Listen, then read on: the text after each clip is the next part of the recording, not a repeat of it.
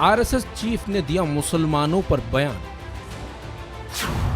तो क्यों भड़के असदुद्दीन ओवैसी?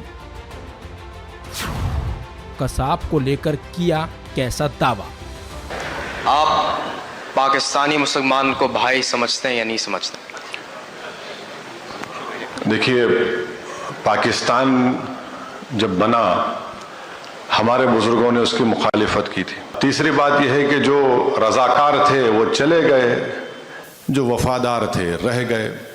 तो अब उनको भाई मानना नहीं मानना, देखिए हमारा मानना यह है कि भारत के अतराफ़ में जितने ममालिक हैं उन सब से हमारे ताल्लुकात अच्छे होने चाहिए।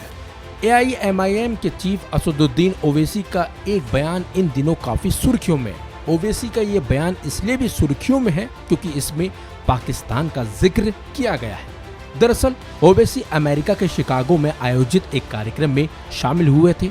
इस कार्यक्रम में ही एक शख्स ने उनसे सवाल किया था कि वो पाकिस्तानी मुसलमानों को भी अपना भाई मानते हैं।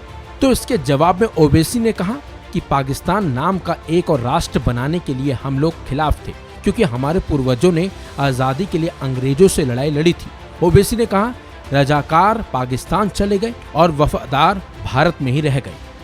पाकिस्तान जब बना हमारे बुजुर्गों ने उसकी मुखालिफत की थी। हम लोग पाकिस्तान नहीं गए, इसलिए नहीं गए क्योंकि हमारा मानना ये था कि जिस सरजमीन पर हमारे बुजुर्गों ने जहाँ बानी और जाफशानी की है और जिस सरजमीन पर हमारे बुजुर्गों ने अंग्रेज़ों से इस मुल्क को ग़ुलामी की छुड़ाने की लड़ाई लड़ी है, हमने अपने इस मुल्क को माना है। अब जो लोग गए हैं वो गए हैं, जो नहीं गए वो नहीं गए। अब तीसरी बात यह है कि जो रजाकार थे वो चले गए, जो वफादार थे रह गए। तो अब उनको भाई मानना नहीं मानना, देखिए हमारा मानना यह है कि भारत के अतराफ़ में जितने ममालिक हैं उन सब से हमारे ताल्लुकात अच्छे होने चाहिए।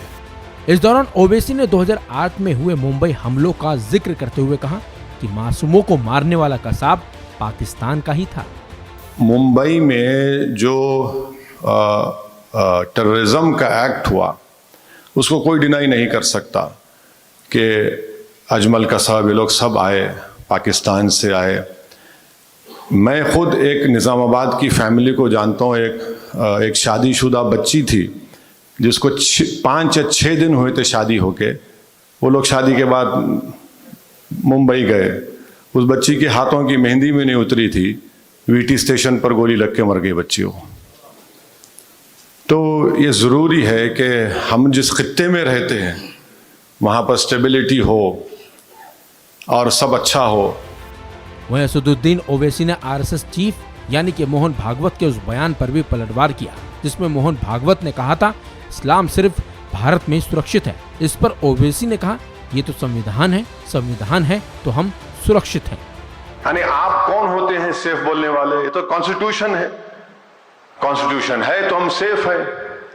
और फिर आप कौन होते हैं कि इन्वेडर्स बोलते हैं मुसलमानों को? अगर इन्वेडर्स हैं तो आर्यन इन्वेडर्स हैं। इस मुल्क में अगर ये इंडिया किसी का है तो ट्राइबल्स का है। एंथ्रोपोलॉजिस्ट ने प्रूफ किया है ये ट्राइबल्स का है और द्रविडियंस का है। खुद तिलक जितने बड़े लीडर हैं उन्होंने कहा कि हम ब्राह्मण लोग जो है आर्टिक से आए थे। आर्टिक से ऑन रिकॉर्ड उन्होंने कहा। आप इन्वेडर बोलते, पर इन्वेडर तो सब बन चुके हैं।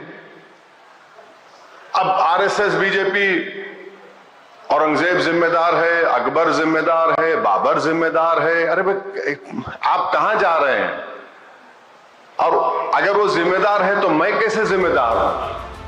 असदुद्दीन ओवैसी ने अपने बयान में सीधे सीधे आरएसएस चीफ पर निशाना साधा और कई सवाल भी खड़े कर डाले। इस खबर में बस इतना ही। अपडेट्स के लिए बने रहिए वन इंडिया हिंदी के साथ।